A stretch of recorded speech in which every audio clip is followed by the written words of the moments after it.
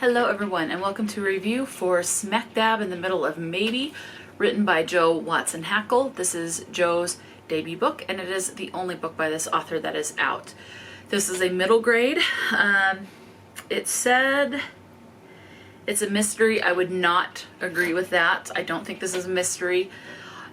It's mystery in the way of like trying to solve a riddle and maybe going on a scavenger hunt. But there's nothing really to say about that. This, we are following Cricket. You find out from the start that she has lost both of her parents. So she had one that has died and one that basically abandoned the family. And you do find out why. Mental health is a big thing in this. There is no diagnosis as far as saying if someone has bipolar or schizophrenia or DID or whatever it is. You just know there is something where someone has to take medication, and when they don't, their life starts to kind of fall apart in a way for whatever reason. It doesn't even talk about hallucinations or anything like that. You just know that to have a more stable, quote unquote, life, they need to take medication to help with things, but they don't always, and things like that. So Cricket is dealing with the loss of both of her parents. She is living with her aunt. This is in a small town. I was confused as to if this takes place mostly in Mississippi or Kentucky, because it does mention both states. So I'm not sure for sure 100% which one it takes place in, but it doesn't matter. It's one of the two. And it's a small town. So Cricket goes with her aunt and her two cousins to like a little convenience grocery store. They're getting ready for this town, kind of like stir-fry celebration type of a thing.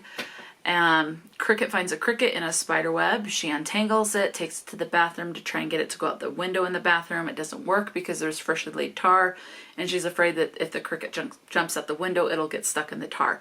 So she gathers the cricket back up, goes to leave the store, and all the lights are off, and there is no one in the store. No one in the parking lot either. So basically, her aunt left her at the convenience store. So Cricket finds some supplies. She decides she's going to go ahead and tough it out on her own. So she gets supplies like a granola bar, apples, things like that, and leaves what cash she has on the counter saying what she took. And she leaves an IOU note totaling that she owes this store like $37 and some odd change. So yeah, she goes to this treehouse that her dad built and is trying to solve a puzzle that involves a tanager bird. I don't even know if that's a real bird.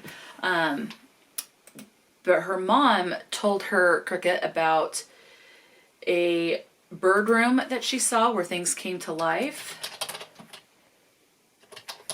Okay, so tanager birds are tanager. They are real.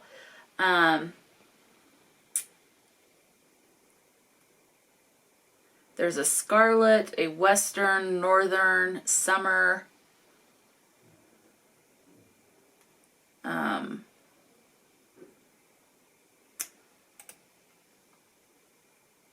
Very pretty birds. I wouldn't know how to identify them, so I'm not a bird enthusiast. Anyway, so basically her mom's like, there was this tanager bird here, so Cricket has to follow this clue for how to get to this bird room that her mom says she'll meet her at. She wants to see the bird room again. And Cricket is convinced that her mom will show up at a certain date and has a certain amount of time to solve where this bird room is. And the puzzle solve the clues for how to get to this bird room so that she can find her mom or meet her mom on that said date. And that's what she does. She goes along trying to figure this out. She meets this gal named Mrs. V, like Victoria, Mrs. V.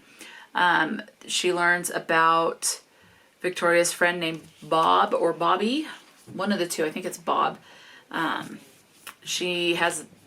V has a dog named Percy, and you're just following as Cricket tries to rough it out in the wilderness with her cricket, and the cricket basically talks to her. So yeah, kind of a slice of life type of a thing, and her just kind of roughing it out, rationing the food.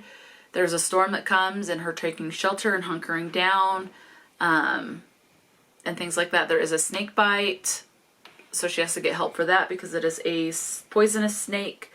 And she meets Mrs. V, and Mrs. V finds out she is who she is, but they strike a deal. And so Mrs. V tries to help her a bit. And this town is predominantly Baptist, so the Baptist church or members of the Baptist church set a fundraiser to try and help find Cricket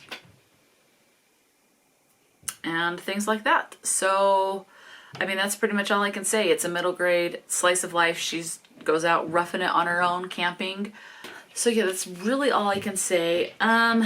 It's fairly short. This is 222 pages, I believe. Yes, 222 pages. So there is not much that I can talk about. I do like finding out that this is not a fictional bird that she's following, trying to solve the puzzle and the riddles with. It is an actual bird. Trigger warnings, as I said, you have abandonment, parental abandonment, death of a parent, and cancer is talked about.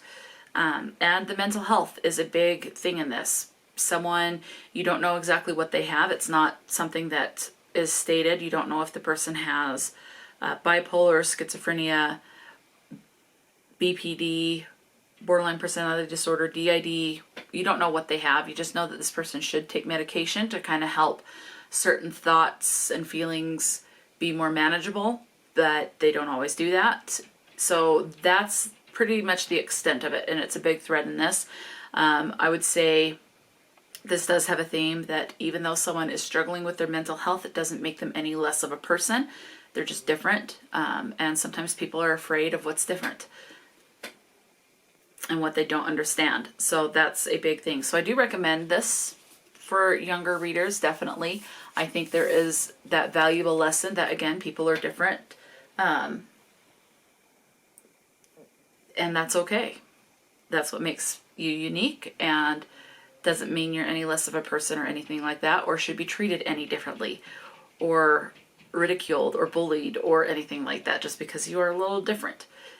So I think that's a great message for a lot of people to learn, and so I do recommend it for that. As far as language goes, it's a middle grade, so it's rather clean. The only things you have is the name Lord coming up 3 times and God twice. Sometimes in a religious sense, sometimes not. So that's really it. And this is told in first person, so something to be aware of as well. So that's pretty much all I can say. Let me know, have you read smack dab in the middle of maybe? Are you now interested in picking this up? Let me know. Talk to me in the comment section below. And until next time, stay true to yourself and enjoy a good book, and I'll talk to you later.